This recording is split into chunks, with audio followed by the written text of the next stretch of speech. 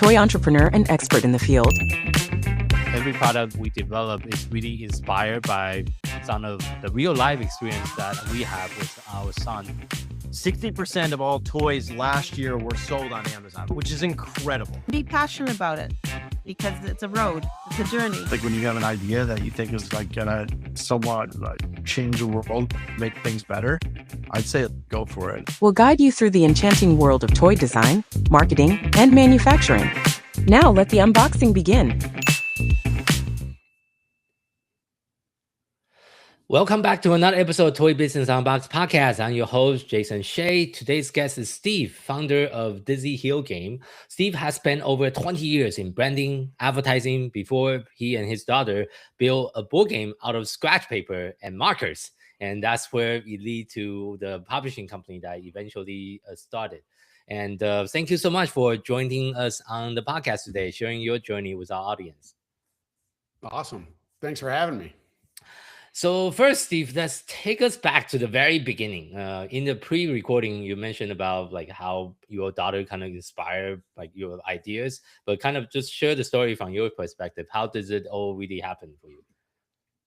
Yeah, so it was my two daughters. They were 4 and 7 at the time, and I was going through some stuff at work. It was getting pretty stressful. The company I was working for was not doing well, and came home from work one day, and my daughters, were all excited to show me this game that they had made.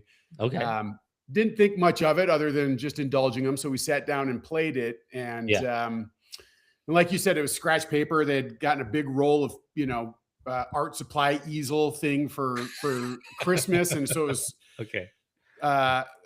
drawn on that, taped to the back of a delivery box. And, as we were playing it, I wasn't raised as a big game player. Our family wasn't big game players growing up. But we were playing some, the standards with our kids. And as we were playing this, it was clear pretty quickly that this was just as good, if not better than all those games. If you've got kids, you've played them, right? Whether it's the old classics or some of the newer cooperative games. This one actually seemed different enough and unique enough that it kept their attention. Mm-hmm. And so that was kind of the first moment we played. After that, because it was on scratch paper, our dog would come in and lay in the middle and roll around, and the thing would, eventually ripped up after playing it for a couple of weeks. But we weren't really done playing. We were playing it every day. We really enjoyed it. And so, like I said, work was kind of not going in the right direction, my job at the time. Yeah. And this just felt like a great creative outlet, something I could do with my kids.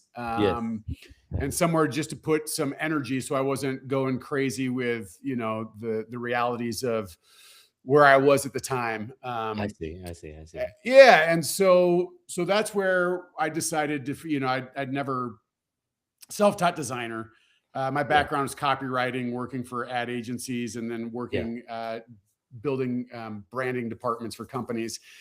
And so I kind of tried to figure out how to take their kind of scroll of paper and put it into more of a standard board game size. So that was kind of the idea. Originally, never even thought about it being a business. I was actually kind of opposed to it because I didn't want to be someone that was trying to, be a parent that was taking their kid's idea and, it can get a little slimy, if it's like you're trying to cap profit off your kid's ideas. But once we turned it into that kind of one-off keepsake, we played that for probably another 4, 5, 6 months before my youngest one, took it to show and tell. And the response we got from that, from the teacher, from the kids parents, that kind of started this idea of like, well, maybe it's not just us. Maybe we're not, maybe there is something here that other families would enjoy as well. So that whole process was probably about a 9-month process of 9 months. Okay. Before we even thought of this maybe being a real game sold to people. Yeah. Yeah. It's definitely a lot of work behind the scene that people didn't realize to create your own product from scratch. Yeah, and their idea was, like I said, it was on this long. I mean, it's probably 3 feet long. Their board, that they created. So I had to, wow, okay. yeah, and so I had to turn it into more of a standard board game size. Again, version, yeah. And so as I was prototyping, a lot of it was keeping their magic, and so everything from our original board game, that's part of that game now, is everything they created. What I did was just make sure that once it was being printed, it was it moved fast. For us, a lot of the kids' games just felt like they dragged on for way too long. So the idea with this was play testing the hell out of it, just to make sure, leave them wanting more, leave kids wanting to play another game, leave parents not wanting to snap the game over their knee and throw it away because it takes too long to play. So that was really my contribution, was making sure that it was just easy and fast. So you just mentioned one thing that's interesting, because you came in with a branding and advertising background, obviously nothing related to toy industry itself. What surprised you the most once you get into the industry, starting your own publishing companies? Like, how different is this two world from what you have learned from your previous career? Yeah, surprisingly, I would say the thing that surprised me the most was how much a career in advertising and branding prepared me for this. Okay. When I was working at ad agencies, it wasn't uncommon to be working on 3, 4, 5 different brands at one time. And they might be everything from a car company to a consumer packaged good food company to underwear to I was working, the account I led was a big electronics retailer that we all know, right? And so I would be working on all these different things, and you'd have to become an expert pretty quickly in the different strategies, the problems we were trying to solve, understanding the brand tone, working on a underwear company and a big mass retailer, two totally different, objectives, two different sets of problems, different tones. For sure. And so it was really interesting. I looked at it really as, when you're creating games, it starts with an idea, and then it just becomes problem solving, because the original idea usually isn't 100% perfect right off the bat, right? So it's okay, there's an idea here, and then how do you get from A to B in the most efficient way? And really understanding how to, as we used to call it, kill your darlings, right? It's like you'd have ideas you like, but as you go through it, you're like, well, I like the idea, but it's not the right idea for this right now. Right. So being able to identify those things and move it to the side. Yes. And so, that was really the biggest shock, was how much it really prepared me to kind of problem solve and get there. Now there's obviously, I never dealt with manufacturing overseas, never dealt with, trying to figure out how to get it from one country to the United States. And so those things were obviously challenging, and still learning on those. I can't say that's it's certainly not my expertise, so always kind of growing on that. But really felt that my background really prepared me for being able to take this on. I see. Thank you so much for sharing that. I know you're still kind of in the starting line of the business, and right now you're doing most of it still by yourself, including design, manufacturing, retail, social media, pretty much every single aspect. In your current version, what is the hardest part to stay on top of running this business? Yeah, I mean, time management always, right? You kind of become a jack of all trades, master of none. Even with the branding and advertising, I just don't have the bandwidth to go too deep on stuff, even if I want to.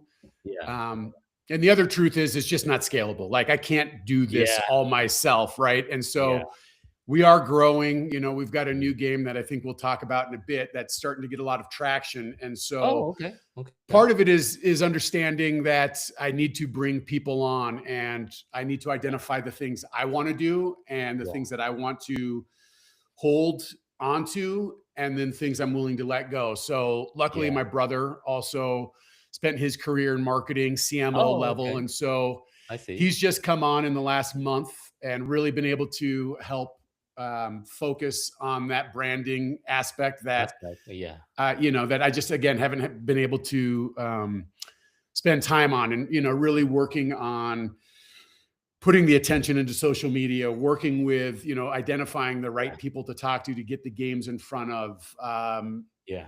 We've between the two of us, we've got a pretty good network of people. So finding the opportunities that can get us, some kind of coveted airtime on things. And so that's been really helpful. And as we grow, supply chain, going back to the, sourcing things overseas, getting them over here, getting them through customs. I have a close family member that's spent their career as a supply chain, leading supply chain for large CPG food products, brands we all know and have heard about. Yeah. And so having her at my disposal to help consult now, but then eventually if we hit the kind of stride we're hoping to hit, having her come on to be able to, help manage all of that stuff. So I'm definitely at a place of kind of changing and growing and bringing other people on. Yeah, that's a very exciting transition because looking back myself, I also started with person of 1 back in 2016, but now I have like team of 20 actually. So it's but it took me many years to get to like a team of 20. Obviously, it didn't start out that big of a and that's kind of where I'm at. It's exciting. I think we just celebrated 5 years in March, so just within the last month. Yeah. And as you know, starting your own products is expensive, and so you kind of have to do it all yourself, right? At first, unless you've got really deep pockets. Yes, yeah. So so being able to design stuff, using my background to kind of save money in the areas that if you had to hire a designer to design your game for you or to do all the graphics, that could cost you tens of thousands of dollars. And so So it's just getting to that place where I know it's going to be addition by subtraction. Like the more people I add and the more I take off my plate, the better it's going to be for everything. For me personally, having grown my career through the corporate ranks, I also have an aversion to, I don't want my job to become managing a bunch of people, right? Like, that's just me personally. So how do I find the people I can trust where we can grow together, but also still entrust them to wear multiple hats as well, right? Like my brother coming on, he's going to have to do stuff that maybe he's not as experienced in, but he'll figure it out. And it'll be a good tag team for you guys, because that's also how me and my sister run the business right now. So my sister is also our kind of a marketing director.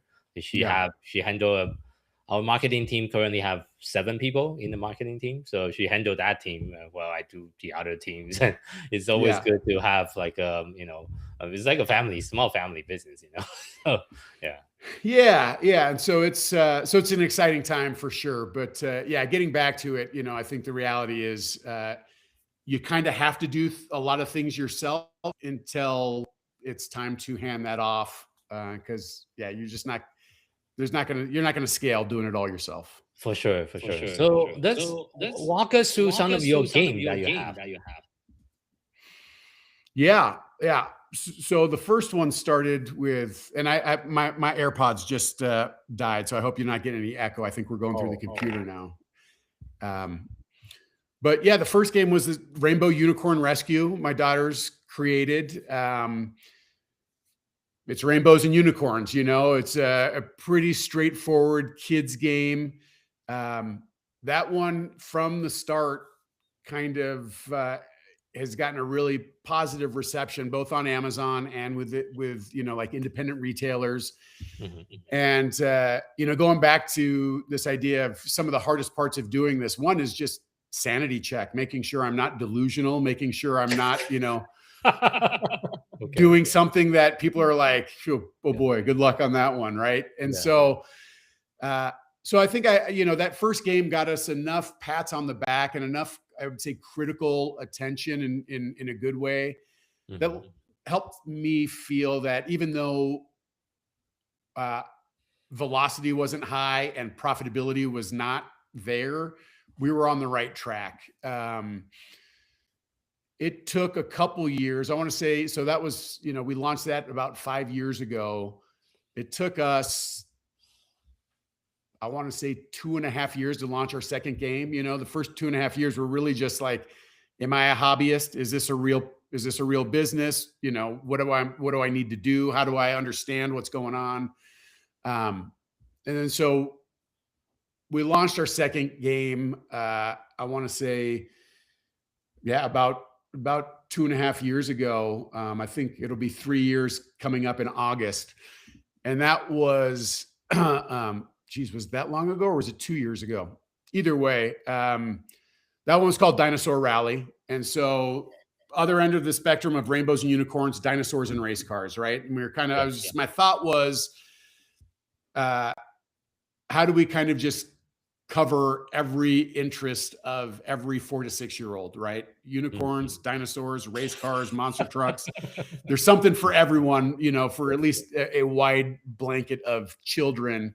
And then Dinosaur Rally one is, the idea of these characters came to me. And after doing research, nothing like this existed, where it was just kind of fun, cool dinosaur characters driving cars. There's different, there's toys of dinosaur heads as the car, but there was nothing with this kind of, character base. If you look at like a Paw Patrol or, Bluey or something where they're really character heavy, that was kind of the original idea from the very start. And the board game was just the vehicle to get that brand out there because I had started this other, Rainbow Unicorn board game. And the Dinosaur Rally pretty quickly got a lot of attention just based on the artwork, on the characters.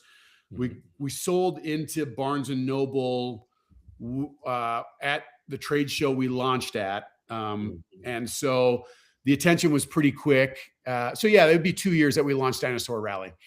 And so that one's been really good at retail. There's been a lot of conversations with people about expanding that brand. And that's kind of, again, going back to my background of building brands out.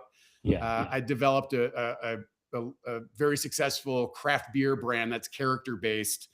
And so using a lot of that experience and knowledge that I've created, that I had, this is always bigger than just a board game. So we're still working on that, but in order to build an even bigger brand, you got to figure out a way to make money because that's only going to cost more money, right? Yes, for sure. So the approach was, as we build traction in games, let's get this part of the business running on all cylinders, get it profitable, get it to a place where we can actually invest in other things.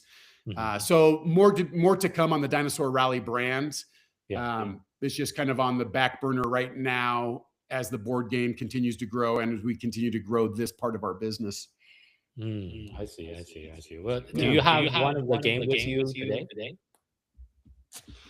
I think they're down in my basement right now. I don't have them, but people can go on Amazon. People can go on our website, dizzyhillgames.com, and they'll find all our games we have: Rainbow Unicorn Rescue, Dinosaur Rally, and the newest one, breaking out of the kid game arena, is Swooble, which is more family friendly, kind of ages 8 and up. And that one's getting a ton of attention. So that one's, one feels like it's the product that can kind of get us to the next phase of kind of growth. What are some of the strategies that you're working on getting more attention or marketing wise? Can you repeat that? What are some of the strategies you're trying right now to get more attention for your product? Yeah, it's a good call. A good question. The kids games have been, the one thing I've learned is through this process is kid games are inherently harder. You've only got a small, we're trying to get every 4 to 6 year old, unless you're Hasbro or Mattel and you've got the deep pockets to get all of those. It's just a much slower, hill to climb. So this new game, Swooble, we wanted to, now that my kids are kind of out of that 4 to 6 kid age range, or 4 to 8. I wanted something that we could all enjoy. And when I would get together with my brother and our extended family, we were playing a lot of dice games. And so that was kind of the genesis of Swooble. It's a super simple game. Everyone gets their own dice. There's 50 cards. All the cards have different dice combinations on them, anywhere from 2 dice to 5 dice. And it's just a battle royale. Everyone goes head to head, rolling their dice, trying to match their dice to what's on the card. You match a dice, you pull it to the side, keep rolling the other ones. First one to match and slap the card keeps the card. Super simple. We introduced it at Gamma, which is where we met. And it just kind of broke my brain with the response it got. And, you know, the conversations that have come out of that and the conversations I'm having now. This one's a real kind of lightweight, easy game for everyone to play. And so that one from a marketing standpoint is a lot easier. It demos a lot faster.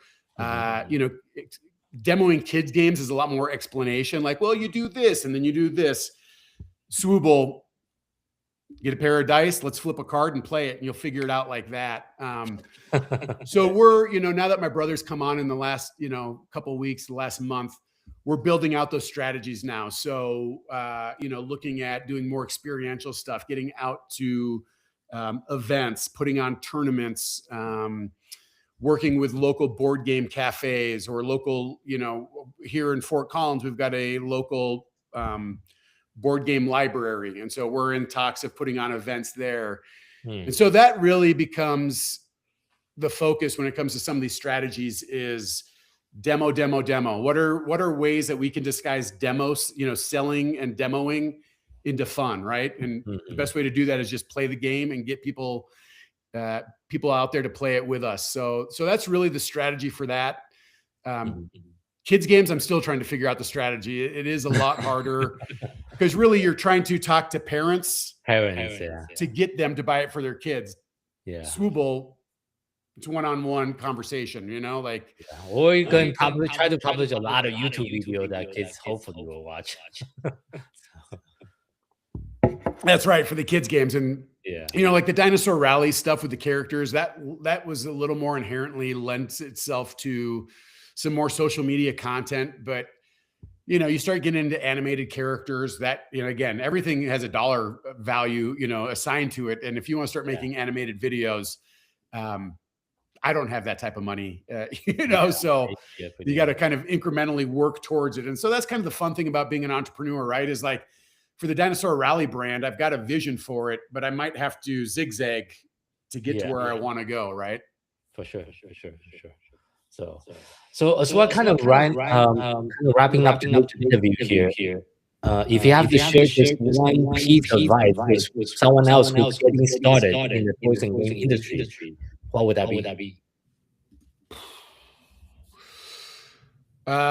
You going back, you got to be somewhat delusional. You know, you gotta believe in yourself, even if other people, even if you're feeling like other people might not believe in you.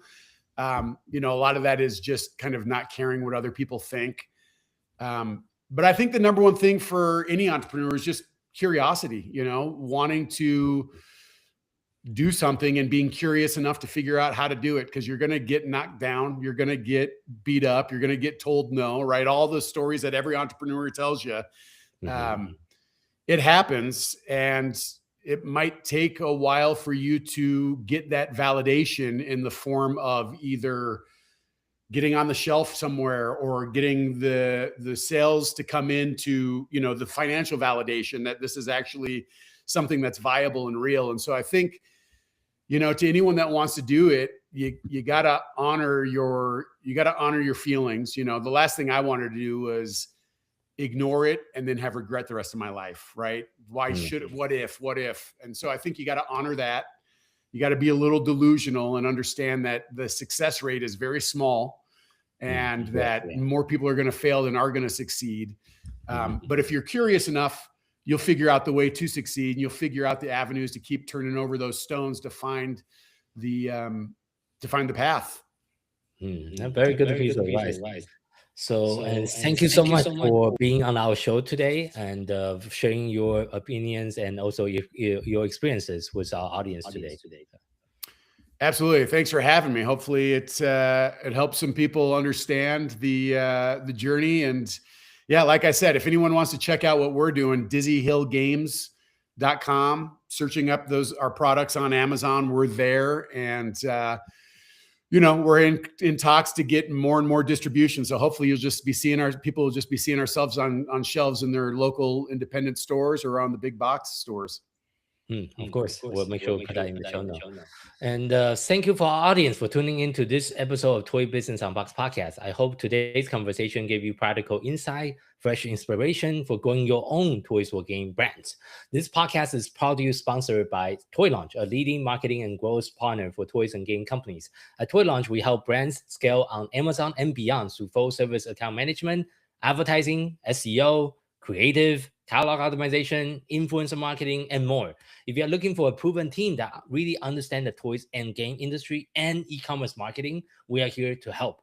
If you like a personal breakdown of your brand, your opportunity, and your best next step, you can schedule a free consultation session with us. Just visit toy-launch.com for more information.